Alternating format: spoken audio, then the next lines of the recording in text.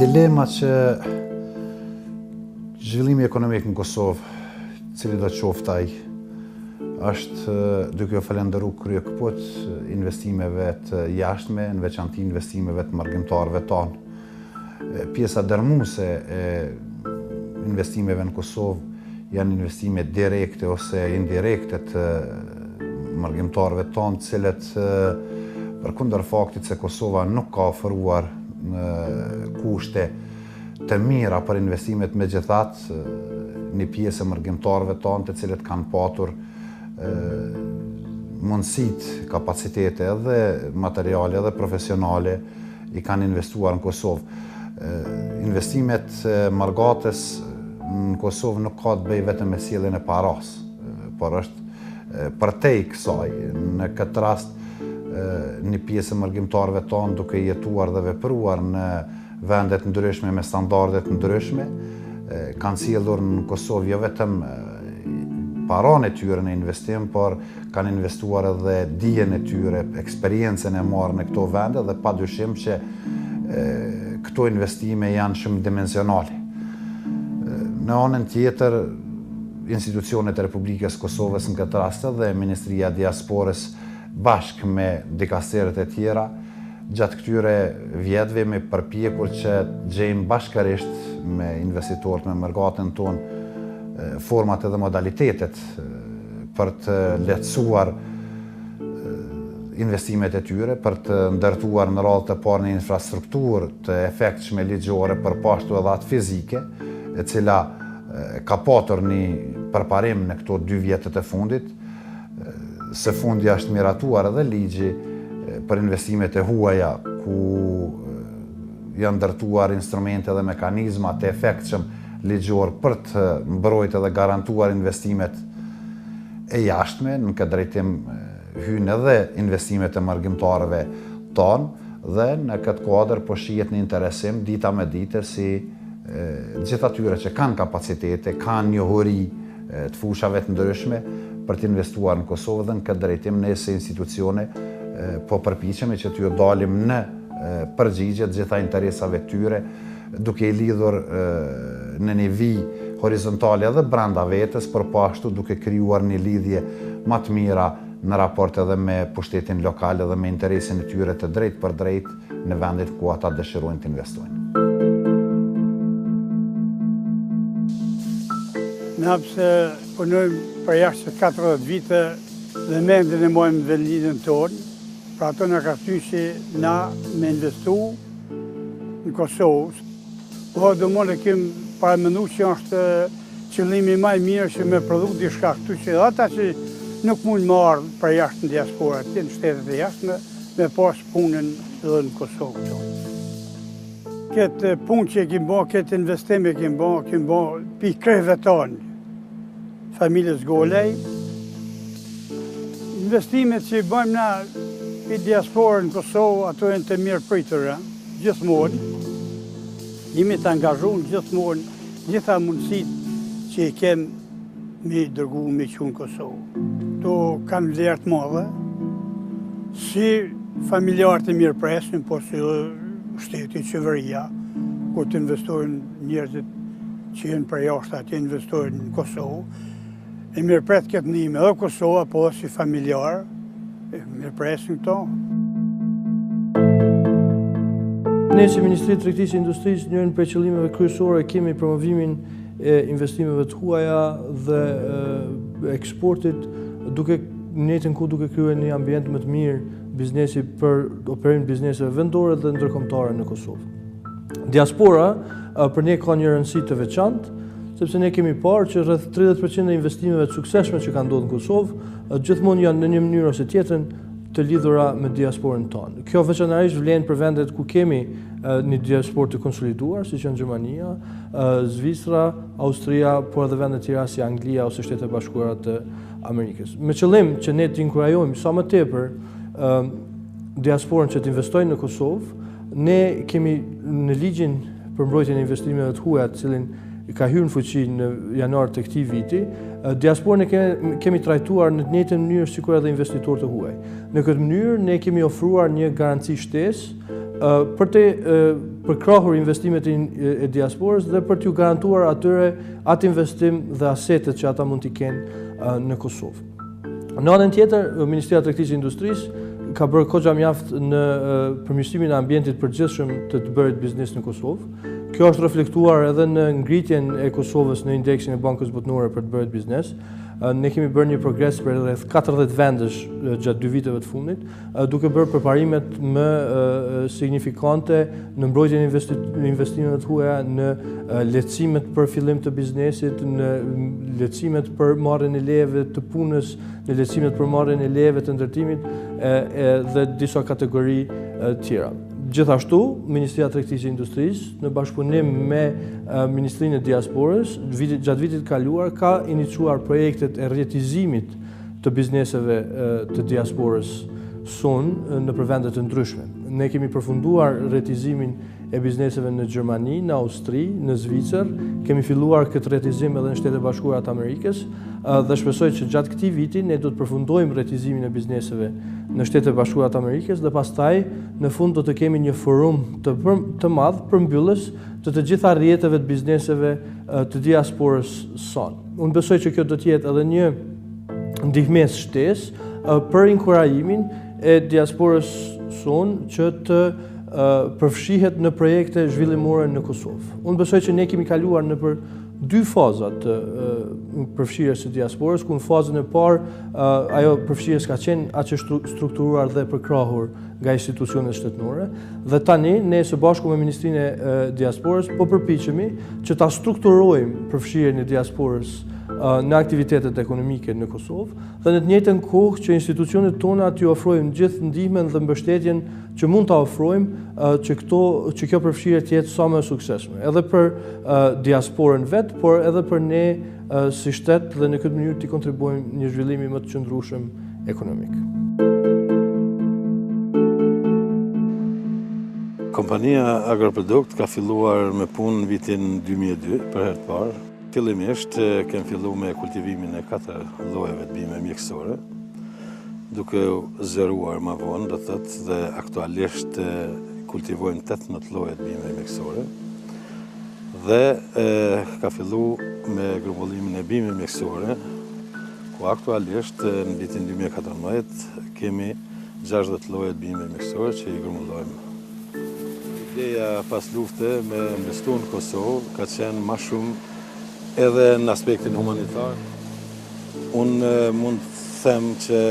me shembullin ton që kemi bën një punë të madhe për këto 10 vite, duke organizuar 35 qendra grumbulluese në krejt territorin e Kosovës, ku pranë atyre qendrave grumbulluese janë të angazhuar përmi 3.000 mbledhës, cilët i kemi të evidentuar. Praktikisht mund të themi që rreth 3.000 familje krijojnë të ardhura nga puna të cilën e bën në bashkëpunim me agroproduktin. Rëndësia e investimeve nga diaspora është shumë e madhe për Kosovën, meqense çdo ditë më tepër ka më shumë stabilitet, mundësi të reja për të investuar në Kosovë. Diaspora po që ka pas një rëndësi jashtëzakonisht madhe në këto vitet e pas luftës edhe të para luftës, qoftë në mirëqenien e familjeve kosovare, po njëjtën kohë edhe në zhvillimin ekonomik të vendit, duke pasur parasysh që në pjesë e madhe të hyrave kanë qenë të hyra nga remitancët të cilat janë dërguar nga diaspora jonë. Projekti si i tillë ka pas një vlerë edhe më të shtuar në gjithë këto përpjekje diasporës për të mbajtë, për të ndikuar në zhvillimin ekonomik të vendit, për shkak se projekti është munduar që të adresojë disa çështje ose disa mënyra specifike se si këto remitanca të cilat dërgohen nga ana e diasporës mund të rikapitalizohen ose thënë më thjesht të kthehen në fonde ose mjete të cilat do të ndihmojnë familjet kosovare që përmes ndërmarrësisë të rigjenerojnë të hyra. Dhe kjo ka qenë rëndësia e këtij projekti, por natyrisht ka qenë edhe të mundësuarit e identifikimit ose regjistrimit të bizneseve ose ndërmarrësve kosovar që jetojnë në shtete të ndryshme perëndimore ose në vende tjera pra jashtë territorit të Kosovës. Oda ekonomike amerikane ka hap një kontribut modest duke ndihmuar përmes rekomandimeve të caktuara se si do të mund të ishte ky kontribut i vazhdueshëm i diasporës më mirë i përdorshëm për të ndikuar në një mënyrë më të organizuar në zhvillimin ekonomik të vendit. Po ashtu kemi marrë pjesë në për disa konferenca në të cilat janë krijuar rrjetet e bizneseve kosovare ose rrjetet e bizneseve të diasporës, si që ishte rasti në Gjermani. E të njëjtën kohë kemi prezantuar para diasporës tonë kosovare, para ndërmarrësve kosovar që jetojnë në Gjermani edhe mundësitë e investimit, bashkëmet mira të këqijat e mjedisit të bërit të biznes Kosovë. Unë besoj që projektet e tilla janë shumë të rëndësishme për të ardhmen, të vazhdojnë, duke e ditë që kapacitetet njerëzore dhe kapacitetet përgjithësi fizike të institucioneve të Republikës Kosovës janë të kufizuara, një mbështetje nga organizata donatore si në këtë rast për projekte të tilla në të ardhmen do të ishin më se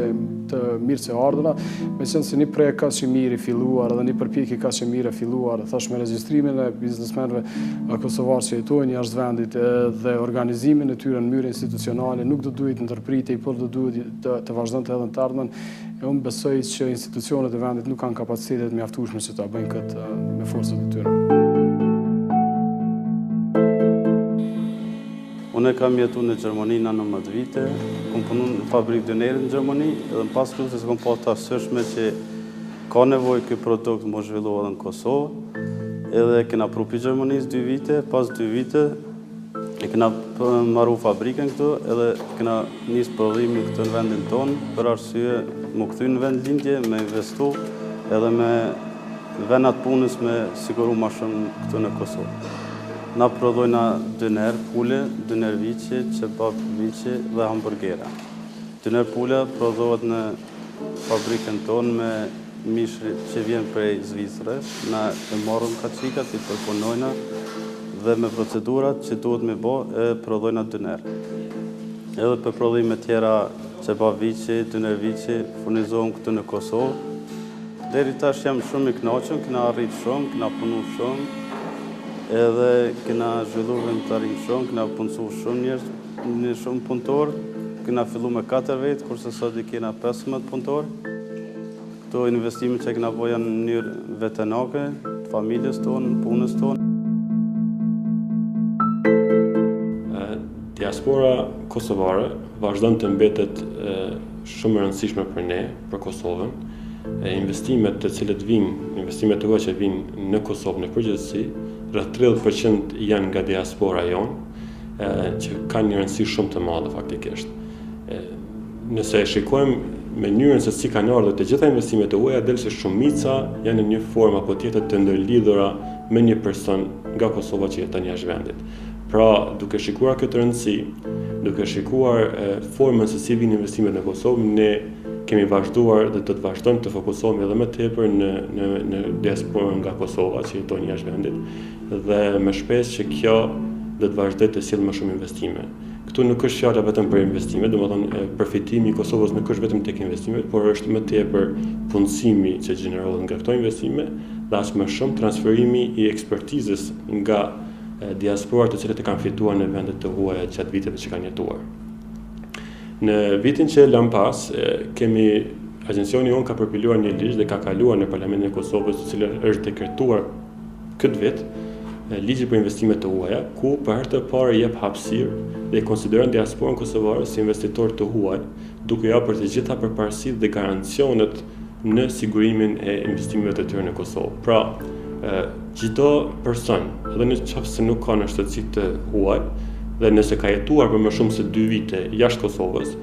do të konsiderohet dhe do të përfitojë nga të gjitha garancitë që janë për investitorët të huaj. Nga viti 2004 punoj dhe veproj me kompaninë Trofta në Istok.